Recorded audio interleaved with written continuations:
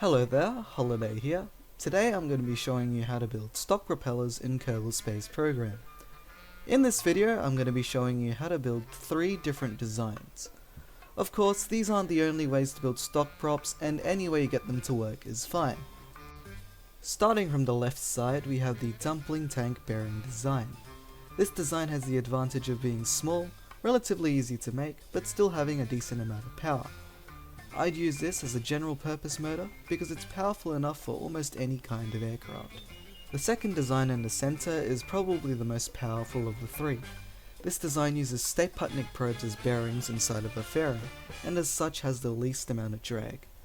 This design has the disadvantage, however, of being quite large, which restricts it to larger scale aircraft. Finally, we have the third design, which is probably the least practical of the 3.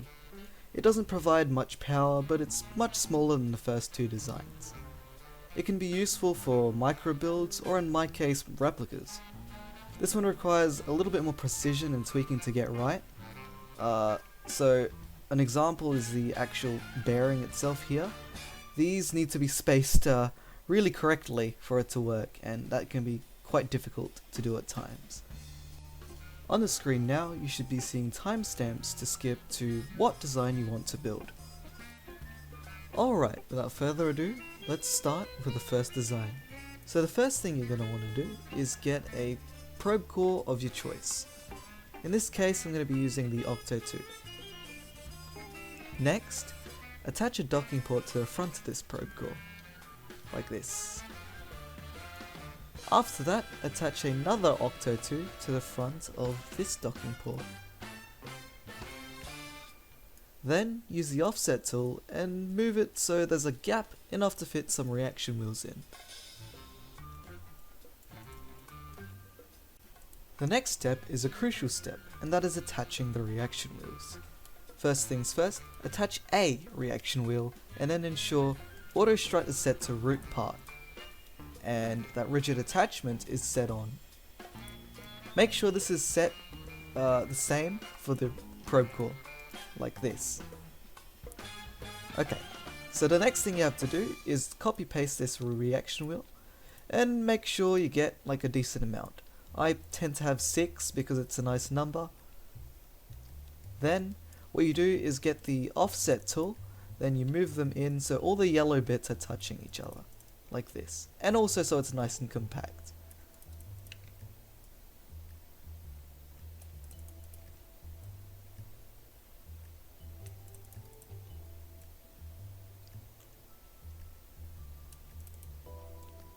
Once you've gotten that settled, copy paste this entire assembly and then paste it on the other side.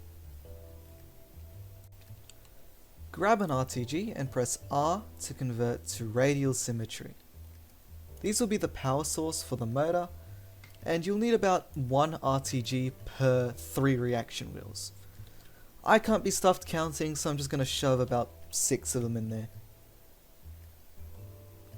Now, rotate the RTGs so they're lying down, and with angle snap plus the offset tool, move them to the center and then move them down. Make sure they're all squished together so they all look like one RTG. Make sure that this also has root part and rigid attachment on. We're now going to be adding in the bearings. The bearings we're going to be using for this specific design are the dumpling fuel tanks. How we're going to attach them is by attaching them to the main probe core up front like this. Make sure you have angle snap on as well. Use the offset tool with angle snap and then move it in so it's roughly in the center like this. Then move it out so it's sort of half in but not really, like this. Repeat this step on the other side and you'll have the 2 dumpling tanks, which will be our bearings. Then you empty them and grab solar panels and attach them in 6 times symmetry at the back.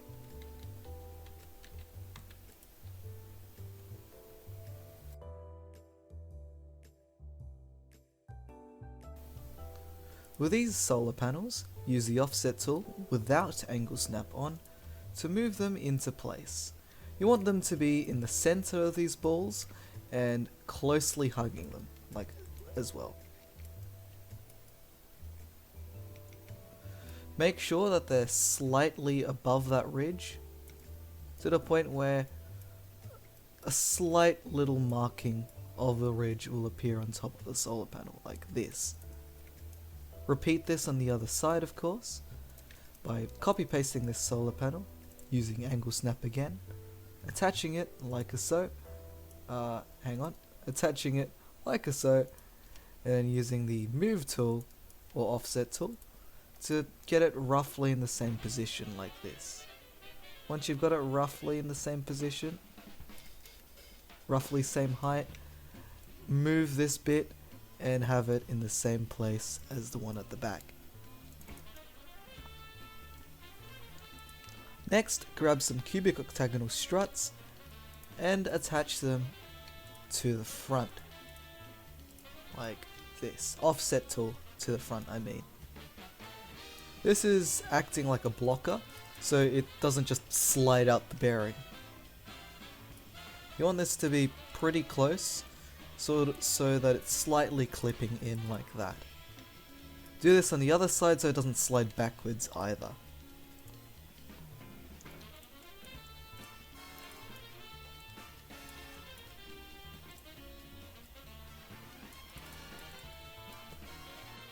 Now we're going to be adding something really important, and that's the prop blades. You can use any of these elevons, and even the basic fin, but I prefer to use the elevon one because I feel it looks the most like an actual propeller. Attach it to the center probe core like this, press R again, and then use how many you want. I'm adding 3 for this particular engine, but you can add as many as you want. Use the offset tool and just offset roughly in front, or where you're going to put the nose of your aircraft. You can move it out as far as you want, but you might need an extra bearing so it doesn't sag and move around like that. Now once you've got it roughly in the position that you'd like, I would use the rotate tool and then rotate it 3 times without holding shift with angle snap on, and then once with shift. This gives a nice pitch, but you can really use whatever pitch you want, to be honest. It's mostly a trial and error thing, and this is the best that I've been able to come up with. You can also set the authority limiter to different things, but once again, this is through trial and error. I'm going to set it to 40. There you have it, you have your propeller complete, and now it's time to test it.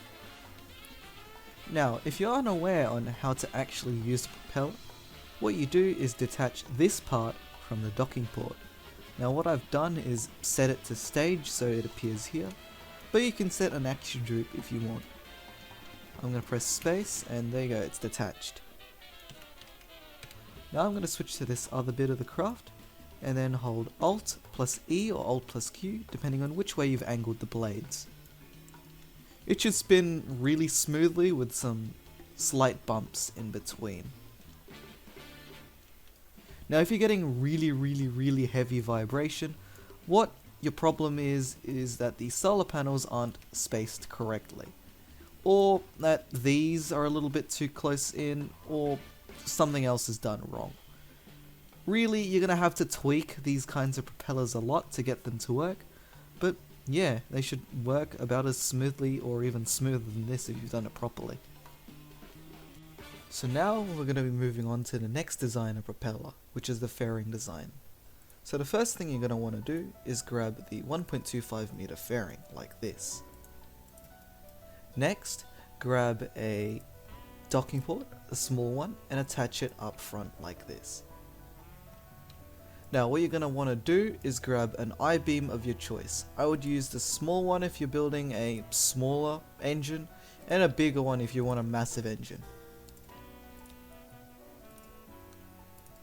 Now the purpose of this thing is to help stabilize the propeller so it doesn't like wobble when it spins.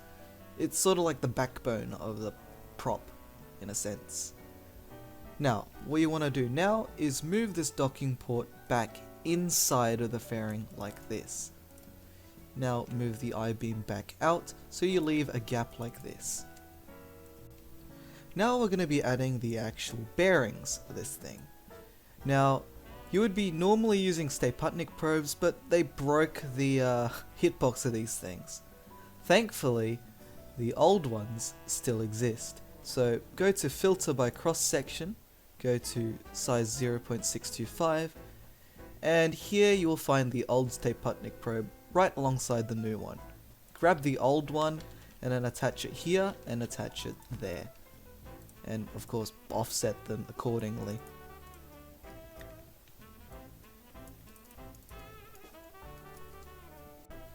Now of course we're going to need to provide power to this engine, and we're going to be using the same old RTGs.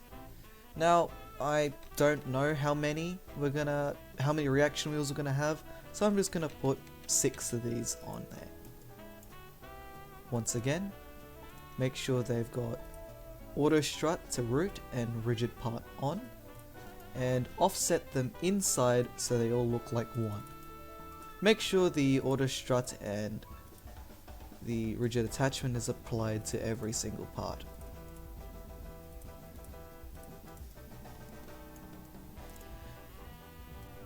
Now it's time to add the reaction wheels.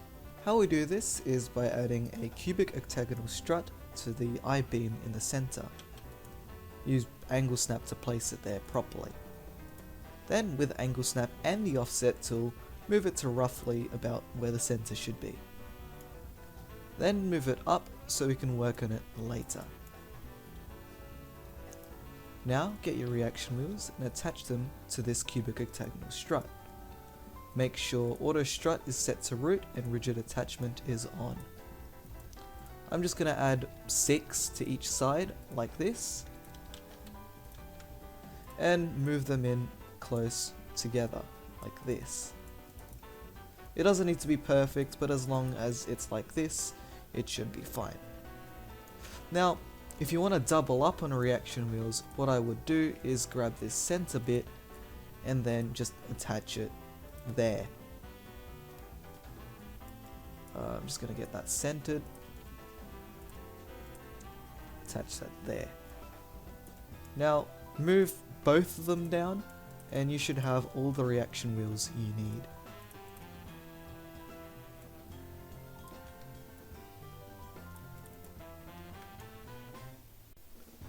Of course, like the previous prop, we're going to need a blocker. Now the fairing base here acts as the blocker for the back bit, but we still need a blocker for the front. So I'm going to use RCS fuel tanks to do this, but you can use pretty much any 0.25 meter tank you want.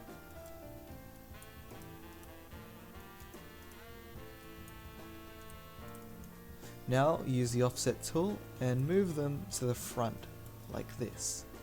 Make sure it's slightly touching Stay-Putnik probe up front like this. Since this is most likely going to be the nose, I'd add a nose cone to the front as well.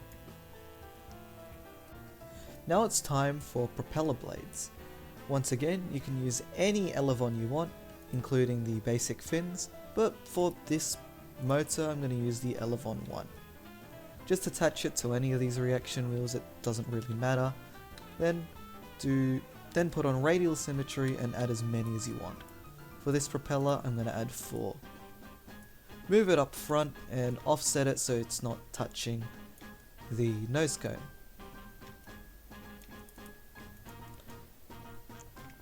Then rotate the pitch to whatever you want. I typically set it to 1, 2, 3 and then have 1 with shift. That seems to provide a good enough prop pitch for me.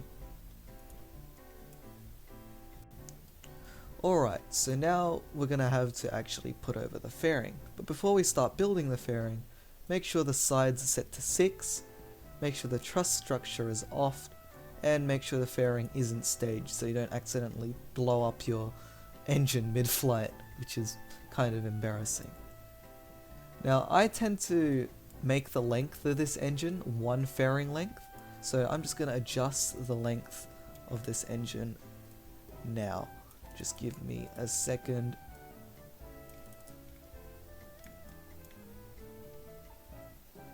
Ooh.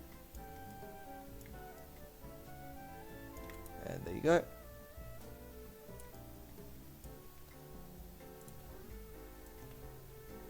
Of course, we're going to be just adjusting this so it just fits nicer and it's just easier to build the fairing. The fairing should go over the Staputnik, so this still isn't enough. So I'm just going to move this even more so and leave something like this.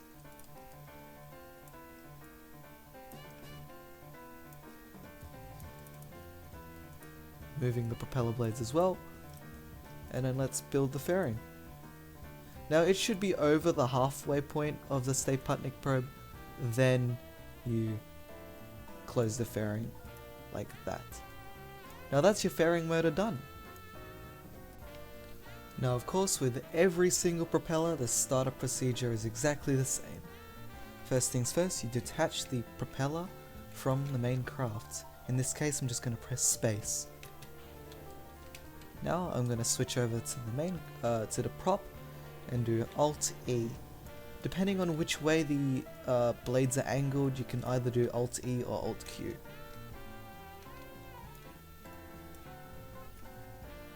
And there you go, it should spin really nicely. Now because this one's a bit smaller and it's a bit tightly fit, it does a lot of vibrations, but I assume if you make it bigger, it should work a lot smoother. These engines are really hard to break as well, so that's a bonus, I guess. Alright, so the first thing you're going to want to get is the Octo 2 or some other small probe core. Once you've done that, you're going to want to attach a docking port to the front. Next, add another probe core in front of this docking port. Grab this and leave a gap in between the docking port and the probe core. Once you've left the gap, which is meant for the reaction wheels by the way, add a reaction wheel to this side. Now what you want to do with this reaction wheel is make sure auto strut to root part and rigid attachment is on. You also want this on for the probe core. Now, I'm going to copy paste this reaction wheels until I get about 6. Why 6? Just because it's a nice number. You can do whatever number you want, depending on the size of the motor you're making. Now, you're going to want to use the offset tool and make sure all of the yellow bits are sticking together like this. This is a way to compact all of the reaction wheels together, and so you can stuff more in for less space. Now once we've built this, we can copy paste this whole thing and put it on the other side. Alright, so now what you're going to want to do is grab an RCS thruster and with angle snap on, place it on top and on the side like this, on top of the probe core. Use the offset tool to offset it to the center and then move it out. Repeat this on the other side as well. These will form sort of the axles of the bearing, or I guess the ball bearing, I guess that makes much more sense. And it's what we're gonna do, it's what we're gonna surround with the other RCS balls. Now what we're going to do now is add a casing around these RCS balls so they can spin. Now we're going to be making these casings out of more RCS balls. Alright, so to do this, what we're going to do is grab one and set the symmetry to 6. Turn on toggle snap and then attach it to the root part. Now I'm just going to move this up front so it's easier to visualize this bit, but what you want to do is move it close to the point where it forms a hexagon. Now this is a little bit too tight if you just use the angle snap to do it for you. You want it to be a little bit loose, like this.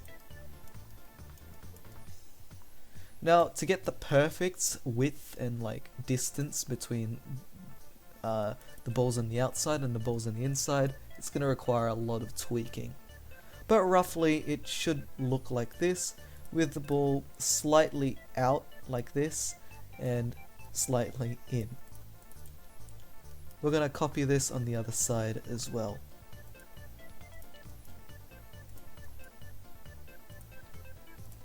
Now what I like to do to make sure they're the exact same height is just to use the offset tool and just measure them this way. Once I believe that they're the exact same height or close to it, I'll just move it here. Now I have this on almost the edge like this, so I'm going to do the exact same on this side. Apologies if this isn't really clear, but just try to watch what I'm doing so it makes a little bit more sense. Now of course I nearly forgot, but we're going to have to add some power to this thing. So same process, we grab some RTGs, use whatever kind of symmetry, but just remember 1 RTG equals 3 reaction wheels powered. I'm just going to add 6 because I can't be stuffed doing the maths. And then right click, make sure auto strut is enabled and rigid attachment is on. Offset it to the very center so that all of them just look like 1 RTG.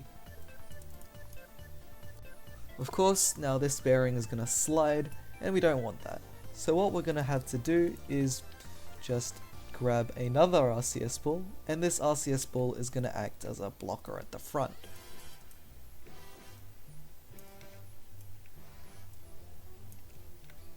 Now you want it to be slightly inside of this ball because the hitboxes for these are kind of weird, so that should be about correct. Do this on the other side as well so it doesn't move backwards either. Oop.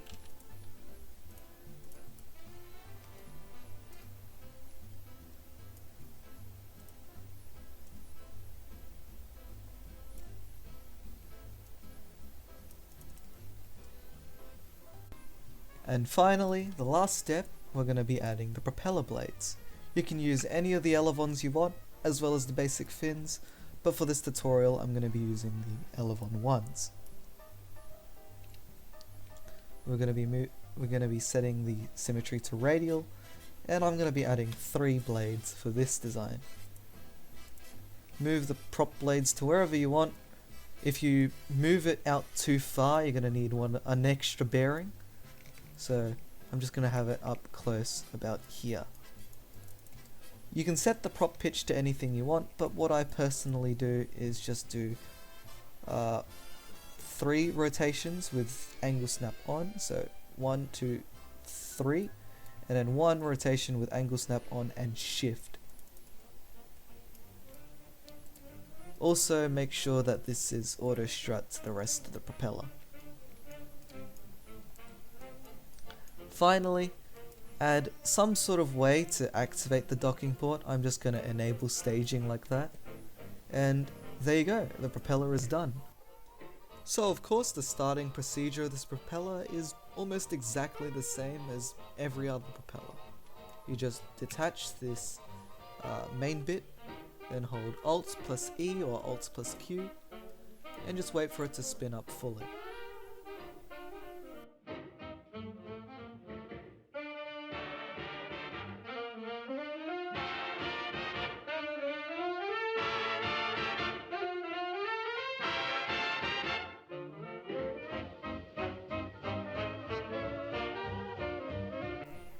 Now as a bonus to getting to the end of this video, I'm going to be showing off my fighter, my Corsair fighter, which I haven't actually shown off on this channel. It's one of my original designs in Kerbal X. Anyway, as a treat, I'm going to be flying this around, stunt flying it, and doing just random things with it. Enjoy, and I hope you enjoyed the video.